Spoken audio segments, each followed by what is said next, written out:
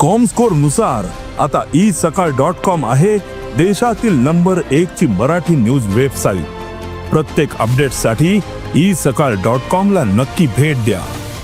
Mapsa area, basically in Alankar and nearby areas. We have inspected all the premises on the coastal belt, but we are getting a lot of complaints from the people that the sanitation and hygienic condition of the eateries, especially in Alankar and other areas, are very pathetic. In view of that, the entire team comprising of this headed by our deputy officer Richard Narona, we inspected totally 16 premises. And out of 16, we issued all them inspection notices for the non-compliances. Within which 10 of them were found very bad condition. So we have ordered closure of all the 10 premises out of 16. And within these 16, 5 of the premises have been compounded. It is a power with the deputy officer to compound the premises for the offences. They have been compounded. And today we are at this premises where we have closed down this premises also, but does not have any registration or license. It's mandatory under the Act.